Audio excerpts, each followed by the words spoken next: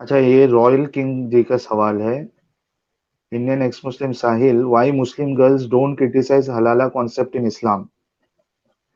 देखिए royal king जी, problem ये है ना कि एक तो ये हलाला क्या है एग्जैक्टली ये कई सारे मुसलमान औरतें तो छोड़ दे, मर्द को भी नहीं पता होता है। लेकिन फिर भी अब चूंकि ये मीडिया में बार बार आते जा रहा है तो कई लोगों को इसके बारे में पता चल रहा है। लेकिन अब होता क्या है कि जो मौलवी हजरात होते हैं वो इस कॉन्सेप्ट को ऐसा शुगर कोट करते हैं कि मुसलमानों को गलत नहीं लगता है। और वो बचपन से, क्योंकि मोहम्मद साहब की जो मोहब्बत है और उनको सच मानने का जो चीज है वो बैठ जाती है दिमाग में, यानी वो एक लेयर बन गया है, तो कोई गलती गलती लगती भी नहीं है। अब उसमें एक चीज जो हलाला के बारे में ये एक्सक्यूज दिया जाता है कि ये एक सजा है।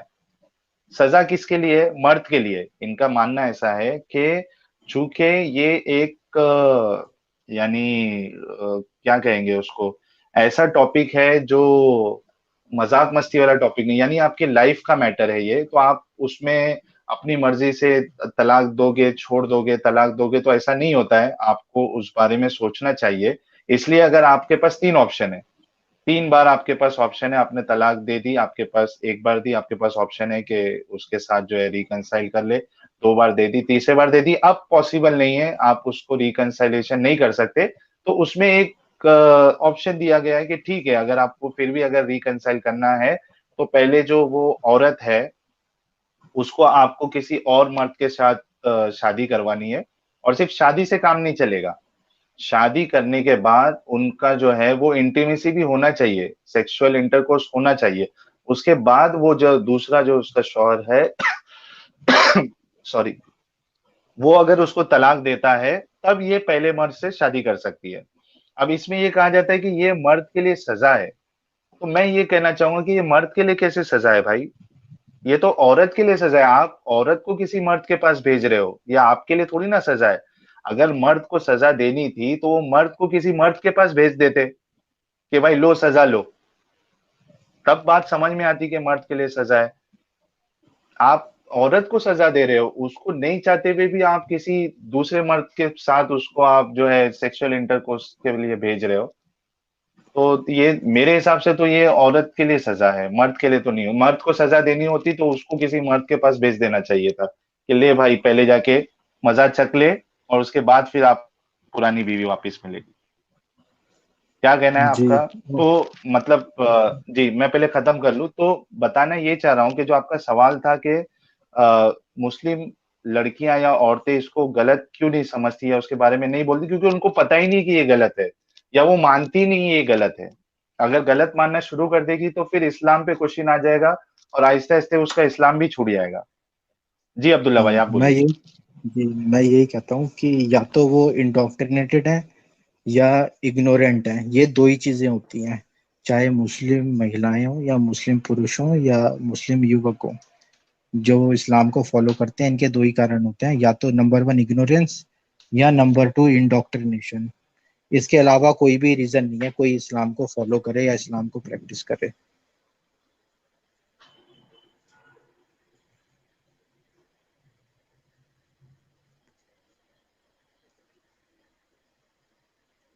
आवाज आ रही है? जी। अब्दुल्ला भाई आपकी जी बात खत्म हो आ गई? रही है।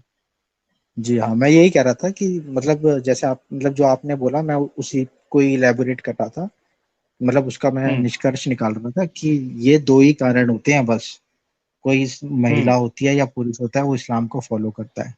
नंबर वन तो यही है, इग्नोरेंस, या तो उसको पता नहीं है। नंबर टू है इंडोक्ट्रिनेशन, यानी उसका ऐसा, उसके माइंड को ऐसा ब्रेन वॉश करके रखा हुआ है बचपन से कि वो सच को सच मतलब सही को सही नहीं देख सकती, गलत को गलत नहीं देख सकती, सच को झूठ समझती है, झूठ को सच समझती है। तो या तो नंबर वन इग्नोरेंस है, नंबर टू है इंडोक्ट्रिनेशन। इन दोनों के अलावा कोई रीजन नहीं है कोई मुस्लिम महिला हो या मुस्लिम पुरुष हो जो इस्लाम को मानेगा। जी। अच्छा, ये मेडिटेशन सिनेमा जी का सवाल है, हलाल हलाल शहरी हलाला की बात करें, हलाला की डेफिनेशन का कोई रेफरेंस दो। तो अगर आपको कुरान में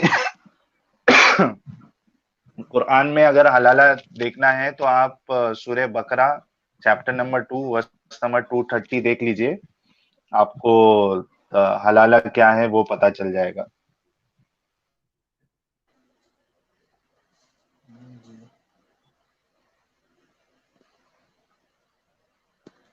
और ये शायद हदीत में भी और है, कोई, हदीत में निकाह का कोई सेक्शन हाँ होगा, हाँ उधर आप हदीस, देखना वहां पर भी मिल जाएगा हलाला। मेरे को एग्जैक्ट वो तो जी जी, याद नहीं, हदीस, लेकिन इसको शायद हदीस में भी मिल जाएगा। हाँ, निकाह का कोई चैप्टर हो या निकाह का कोई सेक्शन हो, उसके अंदर आपको मिल जाएगा। हाँ बिल्कुल। हम्म। या अब उसमें भी हो सकता है ना कि भाई वो जो है कोई बोल दे कि नहीं हम हदीस को नहीं मानते। हाँ हाँ, ऐसा भी हो सकता है। अब देखिए, हाँ, हाँ, फिर भी मेरे पास हदीस का भी रेफरेंस है, एक मिनट।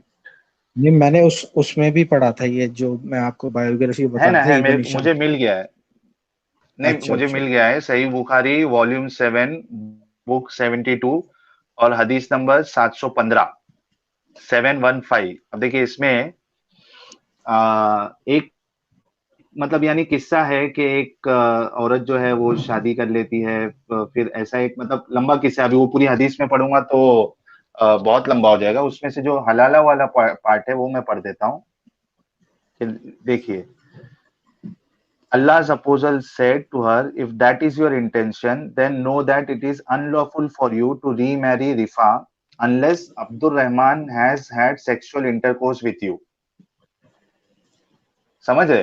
यानी एक मर्द से उसका तलाक हो गया है, ठीक है, और उसको जी उसी मर्द के पास रिटर्न जाना है, तो नबी कह रहे हैं कि आप ऐसा नहीं कर सकते हो जब तक कि आप दूसरा जो आपने शादी की है जिससे, उसके साथ आप सेक्सुअल इंटरकोर्स नहीं कर लेते हो। तो ये हदीस में भी है, सही बुखारी जी वॉल्यूम 7 बुक 72 और हदीस नंबर 715। जी। अच्छा, इसमें एक भाई ने बोला था कि अब्दुल्ला भाई को नेक्स्ट टीम में जरूर बुलाना, तो डेफिनेटली हम अब्दुल्ला भाई को बार बार बुलाते रहेंगे और भी टॉपिक्स पे जी बात बिल्कुल। करने के लिए। जी खास बिल्कुल करके बिल्कुल। जो, जी, आपके साथ जो नेक्स्ट टीम होगा वो हम जो कुरान में साइंटिफिक जो डिस्कवरीज का क्लेम किया जाता है, यानी 1400 साल पहले ही साइंस बता दिया गया था कुरान में। Scientific miracles.